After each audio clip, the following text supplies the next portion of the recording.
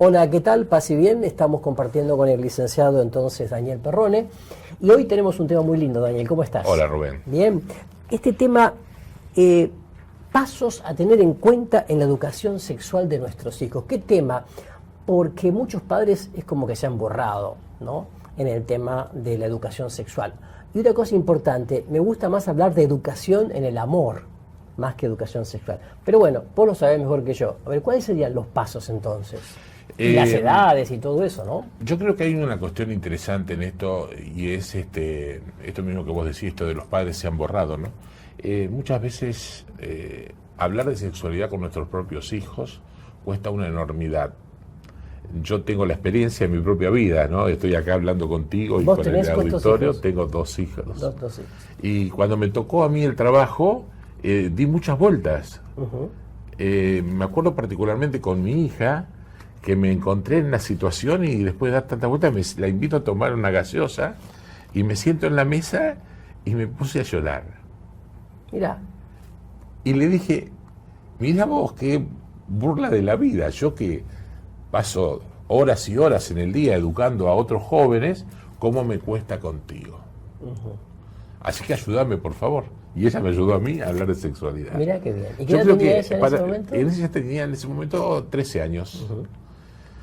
A mí me parece que esto es un tema, para mí fue muy iluminador esta experiencia. Cuando tuve que preparar este tema, que para otras ocasiones o para esta de ahora, me evoca esto de, hablando de los pasos ahora concretamente, del primer paso a tener en cuenta. Hay un primer paso que tenemos que dar los padres. Y es hablar con nuestros hijos sobre cuestiones de sexualidad. Lo primero que hace este hecho es cuestionar nuestra propia sexualidad. Claro. Nuestra propia educación en el amor, qué es lo que hemos recibido. Y por supuesto que eso necesita ser preparado.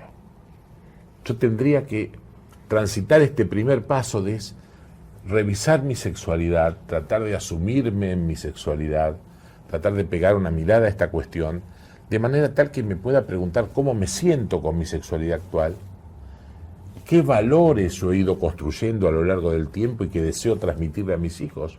Yo creo que es una pregunta esencial esta, Rubén.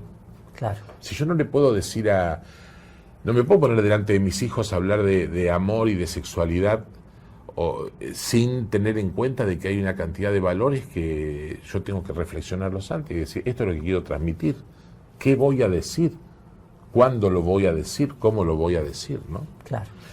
Y una pregunta que me parece clave, que fue la que a mí me motivó en aquel momento. ¿Qué miedos experimento frente a este hecho de asumir mi propia vida sexual? Porque yo sostengo esto en el campo de la educación para el amor. La educación para el amor es una educación de convicciones. Muchas veces los educadores nos equivocamos en esto y creemos que educar en la sexualidad supone trabajar la idea de informar a nuestros alumnos. Y eso es poco. Claro, no es información. No es información. Claro. Es transmitir convicciones. Entonces la primera pregunta es, ¿de qué estoy convencido? Claro. Este es el primer paso. Yo no puedo salir a hablar con mi hijo si no me pregunta. Al docente le pasa lo mismo en el aula. Yo suelo decirle a los docentes cuando estoy en algún taller, ¿de qué está convencido usted? ¿Qué es lo que va a transmitir? Claro. Y una cosa, por ahí confundimos educación, sexual, educación con el amor. Entonces dice, a ver, está en la pubertad, 11, 12 años, tengo que hablar del tema. Sin embargo, la educación en el amor comienza desde que prácticamente el niño nace. Porque lo importante es que el chico sepa justamente compartir, que sepa abrirse, que sepa amar. Ahí está. Hay un segundo paso que es clave en esto, ¿no es cierto? Y que es formar. El primero es revisar las convicciones. El segundo paso es formar. Yo cuando voy a trabajar transmitiendo convicciones a mis hijos, a mis alumnos, tengo que pensar que esto es una tarea formativa. Perfecto. Tengo que preguntarme cómo, cuándo, qué valor estoy transmitiendo, marcar cuáles son los límites. Quien forma también debe poner límites. Claro, el límite del no, pero también el límite del sí. Los educadores solemos quedarnos con un concepto falso del límite.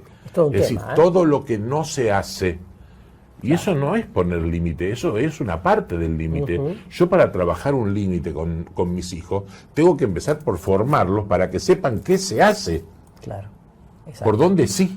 Como decir que toda educación para el amor comienza por decir, a ver, dejarse amar y amar. Exacto. ¿No? ¿Y esto dónde ocurre? Esto ocurre en el seno materno.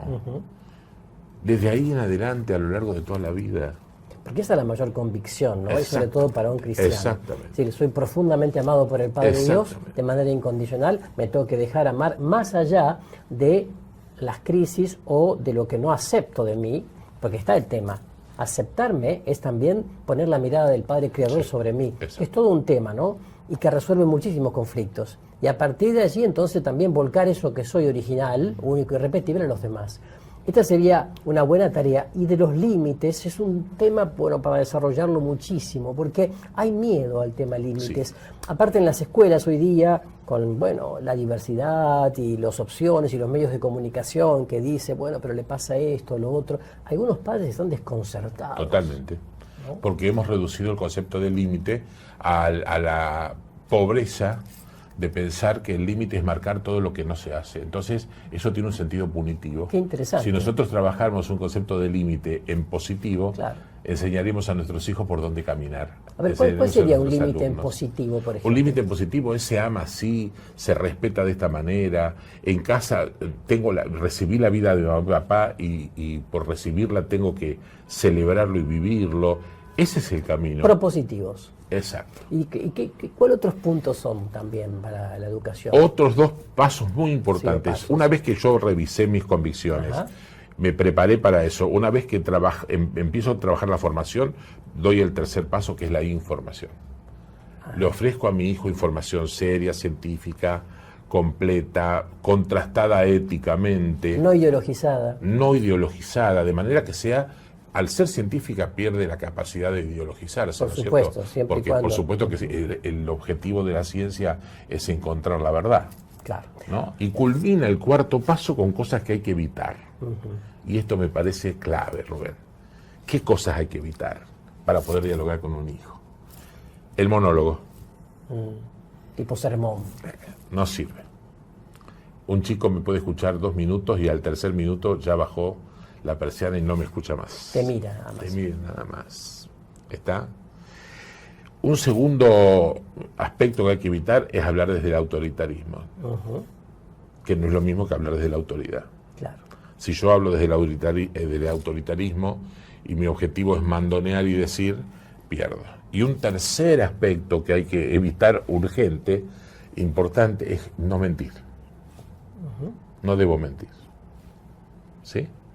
Claro. Y el último, para cerrar nuestro tema de hoy, es evitar la incoherencia. Una persona que quiere educar y es incoherente entre los valores que dice tener y los que vive, seguramente pierde autoridad absoluta para hablarle a un joven o un... La fuerza del testimonio, ¿no? Es lo que nos forma. Y por último, la otra cosa que sería para otra cápsula es el tema de las heridas afectivas y emotivas que carga el propio papá y la mamá, y que están ocultas, tapadas, y que eso a veces no permite ser un canal de gracia para con los hijos, ¿no? Exacto. Bueno, te agradecemos mucho por este lindo tema y te esperamos en el próximo encuentro. Muy bien, muchas gracias. Hasta el próximo encuentro.